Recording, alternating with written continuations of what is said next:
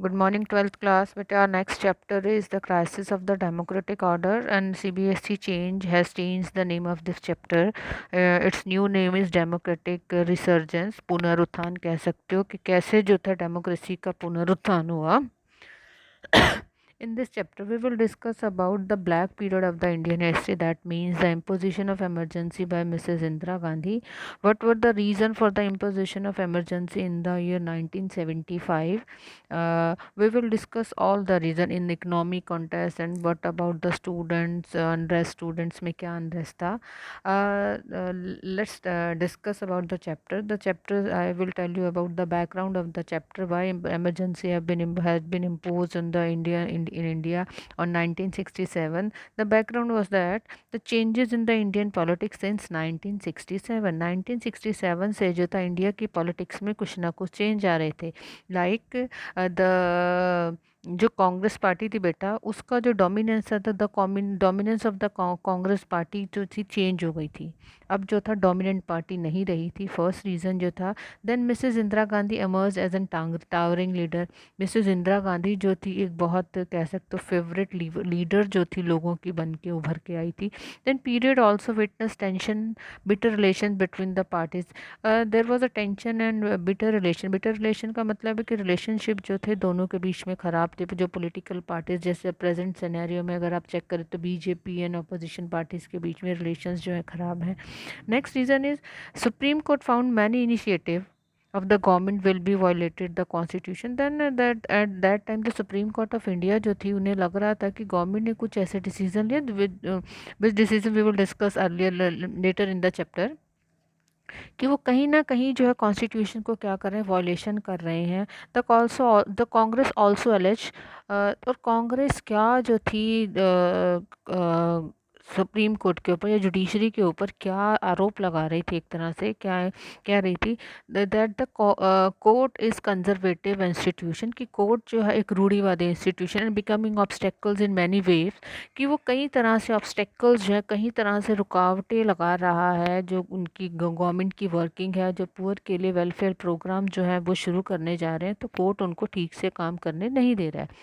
The party oppose Congress, parties जो थी कांग्रेस को अपोज कर रही थी एंड बिकमिंग टू कह सकते हो persona use the government authority was being converted into personal authority. अब जो जो कांग्रेस एज अ पार्टी थी वो एक पर्सनल अथॉरिटी बन गई थी, कि सिंगल लार्जेस्ट पार्टी थी उस टाइम में और कहीं ना कहीं जो था लाइक अ डिक्टेटर वर्क कर रही थी.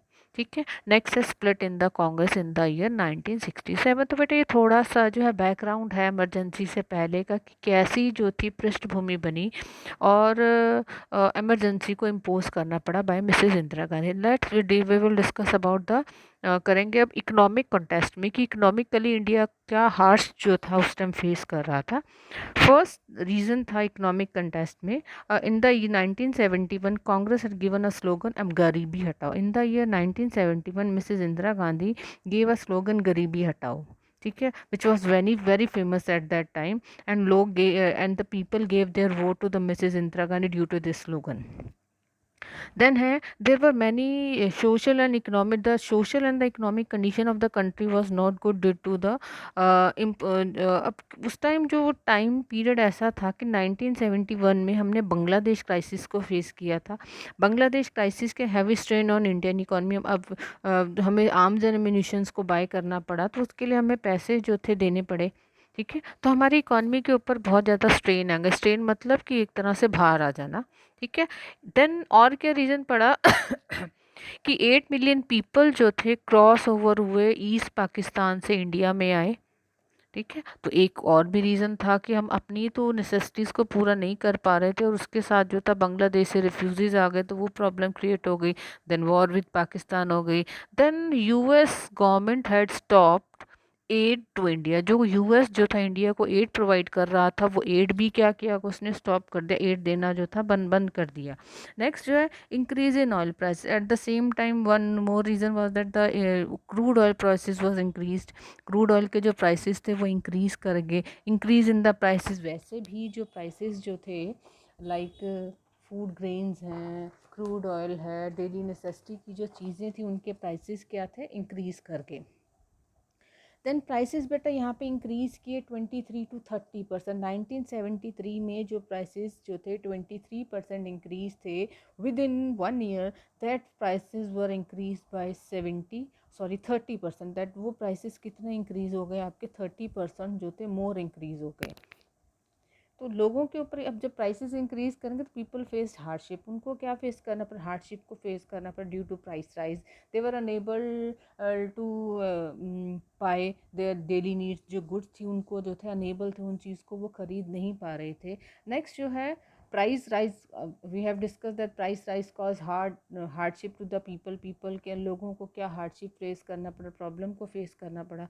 देन इंडस्ट्रियल ग्रोथ जो थी वो लो हो गई। इंडस्ट्रियल ग्रोथ, अब वर्क नहीं था तो इंडस्ट्रियल ग्रोथ क्या होगी, लो हो गई, कम होगी। And unemployment was high in the rural area and rural area was badly affected eight that time in the year 1975। तो वो रीज़न जो है बनते जा रहे हैं कि रूरल एरिया भी इफेक्टेड हो गया है। Then reduce in the expenditure, government has reduce the expenditure, government ने अपने एक्सपेंडिचर को रिड्यूस किया and frozen the salary. And first time क्या कैसे कि उन्होंने जितने भी एमपीज़ एंड एमएलएज थे, देन जितने भी गवर्नमेंट जो वर्कर्स थे उनकी सैलरी को फ्रोज़न करते। फ्रोज़न का मतलब है कि कट लगा दिया। अब आपको पता है कि लॉकडाउन के अंदर भी जो था सैलरीज एंड इस सब पे कट लगा है, तो वैसे ही जो था गवर्नमेंट एम्प्लॉयज़ जो थे बैडली सफ़र हुए। And this caused a great dissatisfaction among the government employees। अब गवर्नमेंट एम्प्लॉयज़ भी जो थे गवर्नमेंट के अगेंस्ट हो गए हैं। Then another reason was the monsoon failure. जो मानसून जो था वो क्या हो गया, फेल हो गया उस टाइम पे। गुड मानसून नहीं था 1972 एंड 73 में, जिसके कारण क्या हुआ, शार्प डिक्लाइन हुआ किसके अंदर, एग्रीकल्चर प्रोडक्टिविटी के अंदर। Then food grain inputs decline हो गया। मानसून नहीं गुड है तो फूड ग्रेन्स कैसे होंगे और उनकी प्रोडक्टिविटी कितनी होगी, 8% जो थी डिक्लाइन कर गई। Then there was a general environment और an atmosphere of dissatisfaction among the people all over the all over India. All the people were dissatisfied with the government effort. जो गवर्नमेंट एफर्ट्स कर रही थी उससे जो थे लोग डिससेटिस्फाइड थे। And non Congress opposition parties, मतलब the parties which did not like Congress, क्या किया उन्होंने, parties were able to organise protest. उन्होंने प्रोटेस्ट को ऑर्गेनाइज किया and this protest were supported by, किसने सपोर्ट किया इस प्रोटेस्ट को, स्टूडेंट्स ने। और वो किस में चेंज होगा, स्टूडेंट अनरेस्ट में। The student unrest we will discuss later, हम बाद में डिस्कस करेंगे। नेक्स्ट है इंक्रीज इन द एक्टिविटीज़। अब और क्या रीज़न है कि मार्क्सिस्ट ग्रुप की एक्टिविटीज़ में इंक्रीज कर गया। अब क्वेश्चन आ जाए हु वर मार्क्सिस्ट। मार्क्सिस्ट ये अभी भी कहते हु आर मार्क्सिस्ट, तो आप कह सकते हो मार्क्सिस्ट कौन से ग्रुप है। Marxist did not believe in parliamentary form of the democracy. The Marxist people did not believe in parliamentary, constitution में बिलीव नहीं करते, डेमोक्रेसी में बिलीव नहीं करते हैं। टेकन आर्म एंड इंसर्जेंट जो है टेक्निक्स टू, मतलब ओवरथ्रो गवर्नमेंट, जो इलेक्टेड गवर्नमेंट है उसको कहीं ना कहीं क्या करते हैं, ओवरथ्रो करने की, निकालने की, बाहर फेंकने की कोशिश करते हैं। ठीक है, ओवरथ्रो कैपिटलिज्म है और पॉलिटिकल सिस्टम है। मार्क्सिस्ट लाइक लेनिनिस्ट हैं, माओइस्ट हैं, ग्रुप है, नेक्सलिटीज हैं। These groups were now in present day, these groups were famous in West Bengal है, झारखंड है। अभी रिसेंट एक इंसिडेंस हुआ था जिसमें बहुत सारे सीआरपीएफ के लोग मारे गए थे, 21 एंड 22। तो वो नेक्सलिटी मूवमेंट के कारण ही जो था ये प्रॉब्लम आई। Now we will discuss about the Gujarat and Bihar movement. Gujarat in the western side of India, Gujarat the movement was led by student. Student ने जो था इसको लीड किया था। It was also known as student protest against the Congress government. I hope कि यहाँ तक आपको क्लियर हो गया होगा कि जो गुजरात का मूवमेंट जो था that was led by students too, कह सकते हो अगेंस्ट द कांग्रेस गवर्नमेंट था in Gujarat in the year January 1974। यहाँ पे आप चेक कर सकते हो, मैंने मेंशन किया हुआ है 1974। Student started agitation against price rice of the food grains. Food grains के प्राइसेस में जो राइस हुआ है, करप्शन इंक था वहाँ पे, अदर एसेंशियल कमोडिटीज़ की जो प्रॉब्लम आ रही थी, देन कुकिंग ऑयल की जो प्रॉब्लम थी, ये सारी प्रॉब्लम जो थी, जो स्टूडेंट ने अनरेस्ट जो था फेस किया, स्टूडेंट जो थे अगेंस्ट हो गए गवर्नमेंट के। The major opposition parties join this movement. और जितनी भी बेटा उस टाइम की अपोजिशन पार्टीज थी उन्होंने इस मूवमेंट को ज्वाइन किया। And this movement was wide spread. Wide spread हो गया मतलब काफ़ी बड़े एरिया में जो था ये मूवमेंट फैल गया, leading imposition of president rule in the state. अब क्या हुआ कि जो लॉ एंड ऑर्डर का जो स्ट्रक्चर था वहाँ पे एक तरह से बिल्कुल फेल हो गया, और क्या हुआ वहाँ पे प्रेसिडेंट रूल को क्या करना पड़ा, इम्पोज करना पड़ा। And all the political parties की क्या डिमांड थी, they demanded, all the opposition parties demanded a fresh elections in to the state legislature, कि स्टेट लेजिस्लेचर में क्या किया जाए, फ्रेश इलेक्शन किए जाएँ। Morarji Desai the leader of Congress O announce the indefinite. अब जो मोरारजी देसाई थे, later they he became the prime minister of India, उन्होंने क्या डिसाइड किया, इनडेफिनेट स्ट्राइक पे चले गए कि जब तक जो है गवर्नमेंट क्या नहीं करेगी, फ्रेश इलेक्शंस का डेट को डिक्लेयर नहीं करेगी, तब तक वो क्या करेंगे, जन्म जो है अनशन पे बैठ जाएंगे। ठीक है, under the pressure of the student था, अपोजिशन पार्टीज थी एंड डिफरेंट ऑर्गेनाइजेशन थी, the assembly elections were held in Gujarat. Gujarat में क्या हुआ, असेंबली इलेक्शंस हेल्ड हुए इन the year 1975, and the result of this election was very shocking for the Congress, because Congress was defeated in these elections. The elections held in Gujarat in the year 1975, in elections में क्या हुआ, कांग्रेस बुरी तरह से हार गई। Clear हो गया होगा यहाँ तक। Then Bihar movement, next we will discuss about the Bihar movement in March 1974। This movement was also कह सकते हो सपोर्टेड बाय और लेड बाय स्टूडेंट्स ने ही शुरू किया था, एंड स्टूडेंट प्रोटेस्ट था।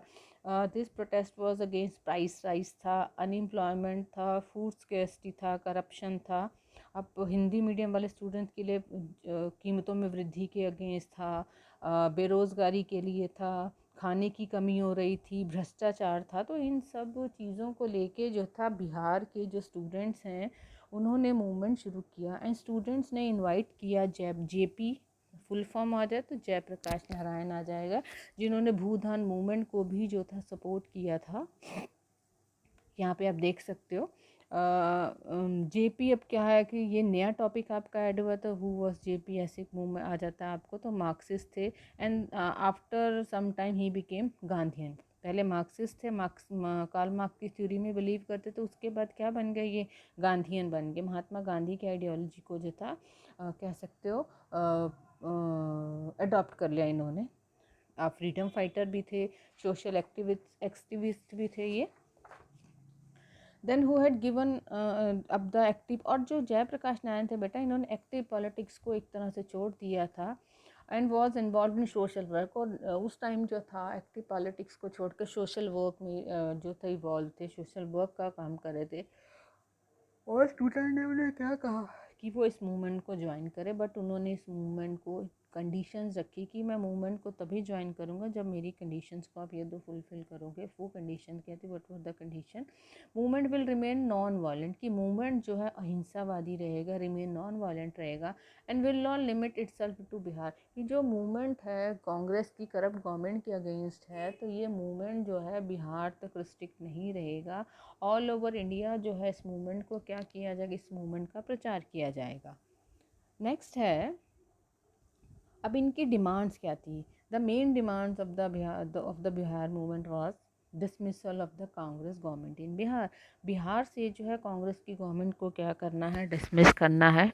Gave a call of total revolution, mister Jayaprakash Narayan gave a slogan total revolution.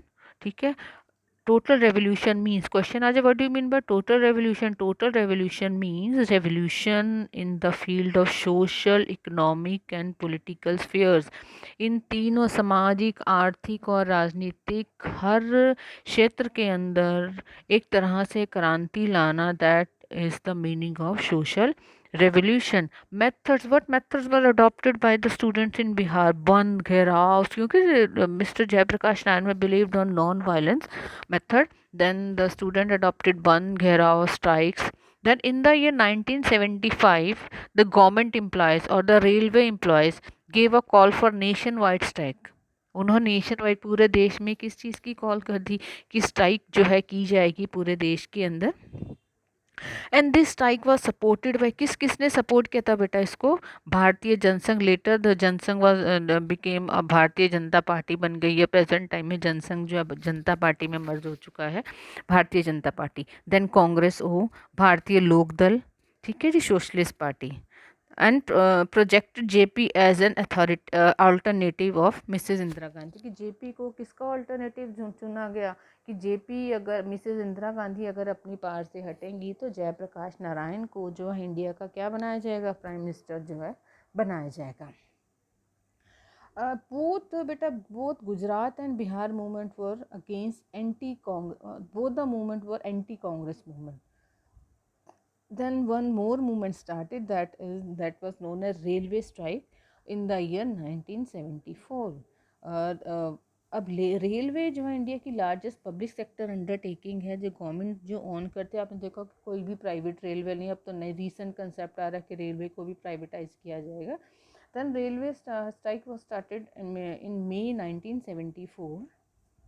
The National Coordination Committee led by George Fernandes, the former कह सकते हो हमारे डिफेंस मिनिस्टर भी रहे हैं George Fernandes, called for a nationwide strike. The railway strike was led by Mr. George Fernandez. And what were the demands of the railway workers? The demand of the railway workers means to increase in their bonus, then improvement in the service conditions. तो ये तो उनकी demand थी जिसके लिए उन्होंने strike किया था। इश्यूज़ क्या थे? Right of the workers, whether employees और एसेंशियल सर्विस शुड बी। अब क्या कहा कि जितने भी जो एम्प्लॉयज़ हैं वो क्या करेंगे? स्ट्राइक के ऊपर जाएंगे। But government oppose this demand, जो उनकी डिमांड थी गवर्नमेंट ने जो था उसको अपोज किया है। देन ये जो स्ट्राइक जो थी, एटमॉस्फेयर का अनरेस्ट का जो था, चारों तरफ क्या सकते हो एटमॉस्फेयर था। गवर्नमेंट ने जो स्ट्राइक को क्या कर दिया? इलीगल माना कि ये स्ट्राइक जो है इलीगल है, इसको नहीं मानेंगे। And refuse to consider the demand, और जो लोगों की डिमांड्स थी उनको कंसीड करने में, उनको मानने के लिए मना कर दिया। देन जो था गवर्नमेंट ने अब क्या मैयर्स लिए? गवर्नमेंट ने जो है टेरिटोरियल आर्मी को जो था डिप्यूट कर दिया, डिप्लॉय कर दिया चारों तरफ से, to protect the railway tracks. Railway tracks को प्रोटेक्ट करने की, लोग जो हैं उसको तोड़ ना दे, उनको प्रोटेक्ट करने के लिए गवर्नमेंट ने क्या कर दिया? रेलवे ट्रैक के ऊपर जो था आर्मी जो थी पैरामिलिट्री फोर्सेस को डिप्लॉय कर दिया। अब रिजल्ट क्या हुआ? Strike was called off without settlement. जो स्ट्राइक जो थी उसको कॉल ऑफ करना पड़ा बिना सेटलमेंट के। ठीक है, इट मीन्स कि जो वर्कर की डिमांड्स थी वो क्या हो गई? पूरी नहीं हुई। आई होप कि यहाँ तक आपको चैप्टर समझ आ गया होगा बेटा। नेक्स्ट इसके अंदर करेंगे conflict with judiciary. Conflict with judiciary means there were 3 types of constitutional issues थे जो थे, मतलब गवर्नमेंट और जुडिशरी के बीच में क्या कन्फ्लिक्ट थे, क्या जो था दोनों के बीच में लड़ाई के रीज़न थे, अब उसको डिस्कस करेंगे। फर्स्ट जो था, क्या कन्फ्लिक्ट था? Constitutional conflict. Can parliament abridge fundamental rights? क्या पार्लियामेंट लोगों से बिना पूछे उनके फंडामेंटल राइट्स को ले सकती है, किसी राइट को ख़त्म कर सकती है? सेकंड, कैन पार्लियामेंट करते the right of the property by making amendment? कि क्या जो है पार्लियामेंट लोगों के फंडामेंटल राइट्स को, जैसे उसने राइट टू प्रॉपर्टी उनसे ले लिया था, क्या उसमें कोई अमेंडमेंट कर सकती है लोगों से बिना पूछे? देन थर्ड इशू क्या था? The parliament amended the constitution. अब गवर्नमेंट ने क्यों क्या कहा था, क्या प्ली दी थी कॉन्स्टिट्यूशन में अमेंडमेंट करने का? The parliament amended the constitution by saying that it can abridge the fundamental right for the effect of the directive principles. Government ने क्या कहा था कि मैं फंडामेंटल राइट्स को एनफोर्स करने के लिए जो है सॉरी आपकी हाँ फंडामेंटल राइट्स को जो है मैं कर्टेल कर सकती हूँ, कम कर सकती हूँ, अगर मुझे डायरेक्टिव प्रिंसिपल्स को क्या करना है, इफेक्ट के अंदर लाना है। But supreme court had rejected this provision. Supreme court ने इस प्रोविज़न को क्या कर दिया था? रिजेक्ट कर दिया था, उसने नहीं माना था। Led to crisis between judiciary and parliament, जिसके कारण क्या हो गया? पार्लियामेंट और जुडिशरी के बीच में क्या हो गया? एक तरह से क्राइसिस हो गया, कन्फ्लिक्ट हो गया। ठीक है, जो कन्फ्लिक्ट हुआ वो कन्फ्लिक्ट जिस नाम से जाना जाता है वो है Keshav Nandan Bharati case. What do you mean by Keshav Nandan Bharati case? ऐसे भी आ सकता है, under Keshav Nandan Bharti case, court gave a decision that some basic feature of the constitution can't be amended by parliament itself। कुछ जो हैं बेसिक फीचर जो है हमारे कॉन्स्टिट्यूशन के, पार्लियामेंट उसमें क्या नहीं कर सकता, अपने आप अमेंडमेंट नहीं कर सकता लोगों से बिना पूछे। क्लियर है। Two more development ended to the tension, और दो अलग डेवलपमेंट हुई जिसने और ज़्यादा टेंशन जो थी बढ़ा दी। फर्स्ट जो थी जुडिशरी एंड एग्जीक्यूटिव के बीच में टेंशन थी, ठीक है। ST decision regarding Keshav Nandan Bharati case हमने ऊपर किया है, केशव नंदन भारती केस का जो है। Next, one more reason for the tension between the judiciary and parliament कह सकते हो, वैकेंसी ऑफ वैकेंसी जो थी उस टाइम। बेटा क्या हुआ कि चीफ जस्टिस जब जो इंडिया थे उनकी पोस्ट जो खाली हुई है, तो क्राइटेरिया क्या था कि सीनियर मोस्ट जज जो है वही क्या बनेगा, आपका हेड बनेगा सुप्रीम कोर्ट का। बट प्रैक्टिस थी तो अपॉइंट द सीनियर मोस्ट जज as an chief justice of India.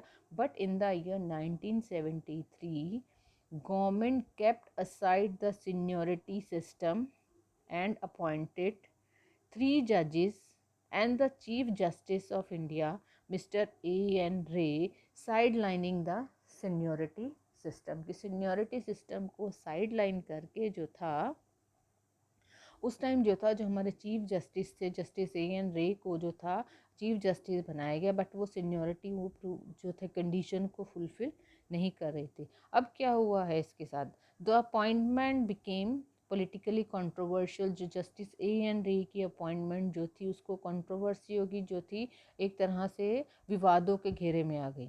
The 3 जजेस, और किसने उसको सबसे ज़्यादा के 3 जजेस को, जिसने जो था, जिसको इंदिरा गांधी ने खुद अपॉइंट किया था, who were superseded given ruling against the stand of the government. जो गवर्नमेंट के स्टैंड के अगेंस्ट जो था उन्होंने अपनी रूलिंग दी। देन जो है the ruling of the Allahabad high court declaring Indira Gandhi election invalid. और क्या रीज़न रहा कि इंदिरा गांधी के इलेक्शन को इलाहाबाद कोर्ट ने क्या कर दिया, इनवैलिड बना दिया, कि जो वो इलेक्शन लड़ रही हैं वो इनवैलिड हैं, जो जीत के आई हैं वो इनवैलिड हैं।